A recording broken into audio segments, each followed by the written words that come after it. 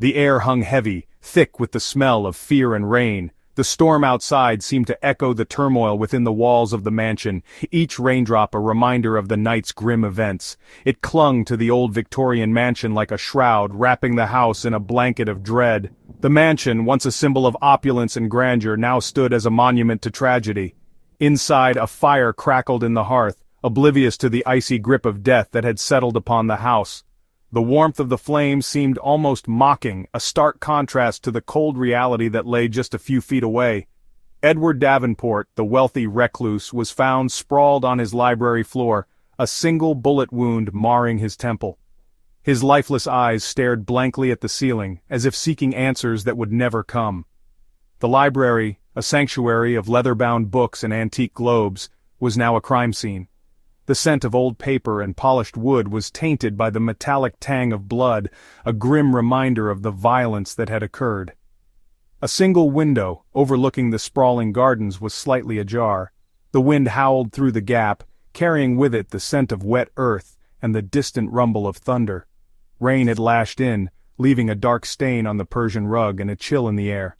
The once vibrant colors of the rug were now muted, dulled by the water and the weight of the night's events. But the door, bolted from the inside, whispered a sinister tale. It spoke of secrets and lies, of a crime that seemed impossible yet had undeniably occurred. How could a killer enter a locked room, commit a crime, and disappear without a trace? The question gnawed at the minds of all who entered, a puzzle wrapped in an enigma. The question hung heavy in the air, as impenetrable as the mystery itself. Each clue seemed to lead to more questions, each answer a dead end. Detective Inspector Davies, a man hardened by years of chasing shadows, stared at the scene, a knot of unease tightening in his gut. He had seen many things in his career, but this was different. This was personal. This was no ordinary murder. The meticulous nature of the crime, the locked room, the absence of any clear motive or suspect, it all pointed to something far more sinister.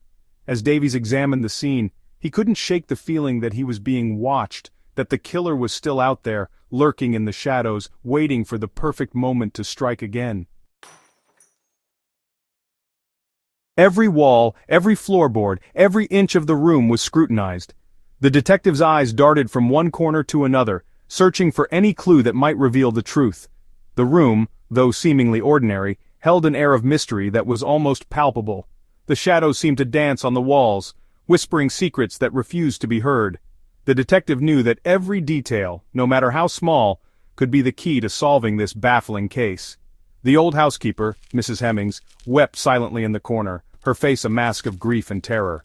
Her hands trembled as she clutched a worn handkerchief, dabbing at her eyes. She had served the family for decades, and the loss weighed heavily on her heart. The memories of happier times flooded her mind, making the present sorrow even more unbearable. She had seen many things in her years of service, but nothing as horrifying as this. She had discovered the body, the sight forever imprinted on her memory. The lifeless eyes staring back at her, the cold, stiff limbs, it was a scene straight out of a nightmare. The shock had rendered her speechless at first, but now, the words tumbled out in a torrent of fear and confusion. She recounted the moment she found him, her voice breaking with each word. "He always kept himself locked in, sir," she whimpered, her voice trembling. "Said he had enemies, people who wanted him dead." Her words hung in the air, adding to the tension that already filled the room. The detective listened intently, piecing together the fragments of information. The victim's paranoia now seemed justified, but it also raised more questions than answers. Said he had enemies, people who wanted him dead. The detective pondered over this revelation. Who were these enemies? What could have driven them to such lengths? The victim's life, once a private affair, was now an open book, and every page hinted at danger and deceit. The detective knew that understanding the victim's past was crucial to uncovering the truth. Her words echoed in the silent room, fueling the flames of an impossible crime. The room seemed to hold its breath, as if waiting for the next revelation. The detective could feel the weight of the mystery pressing down on him, urging him to dig deeper. The silence was deafening, broken only by the occasional creak of the floorboards under his feet. The windows, except for the one ajar, were bolted shut from the inside. This detail puzzled the detective. How could the perpetrator have entered or exited the room? The locked windows suggested that the crime was committed by someone already inside. But who? The detective examined the latches closely, looking for any signs of tampering, but found none. The chimney, too narrow for even a child to squeeze through. It was another dead end. The detective knelt by the fireplace, peering up into the darkness. The soot-stained bricks told a story of countless fires, but none that could have hidden a person. The impossibility of the situation gnawed at him, but he refused to give up. No secret passageways, no hidden doors. The detective's search was thorough but fruitless. Every wall, every floorboard, every inch of the room was solid and unyielding. The idea of a hidden escape route was tempting, but reality offered no such convenience.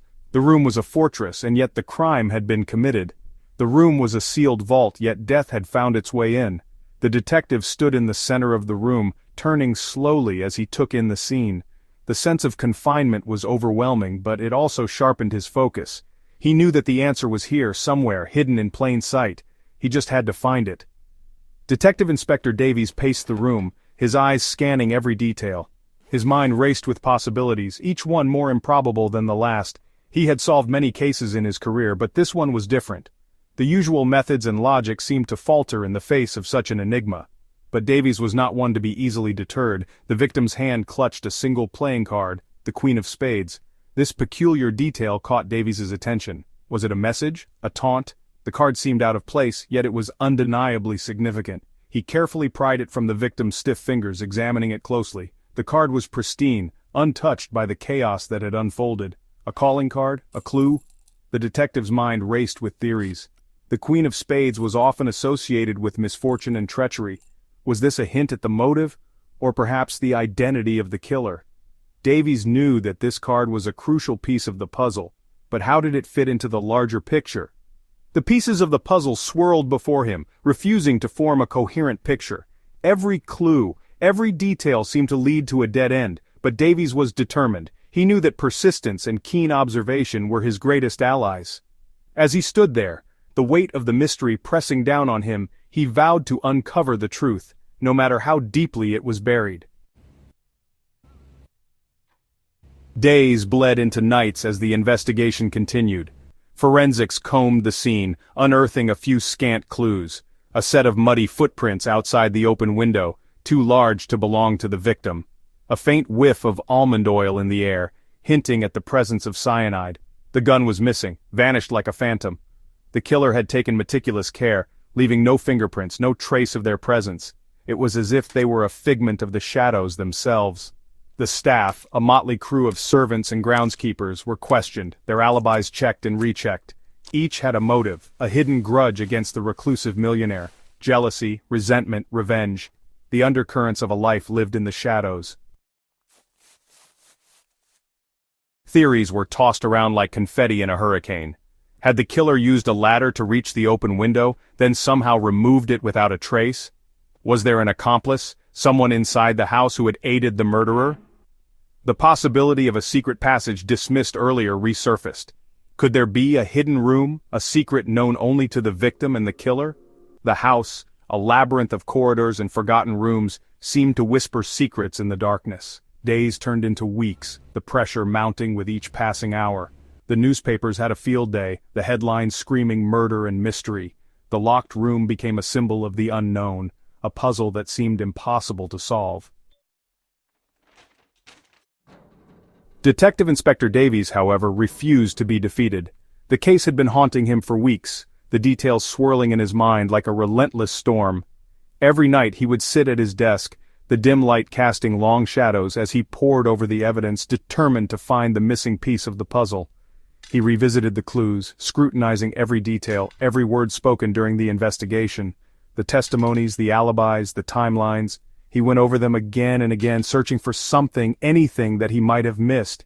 His dedication was unwavering, his focus sharp. He knew that the answer was there, hidden in plain sight, waiting to be uncovered.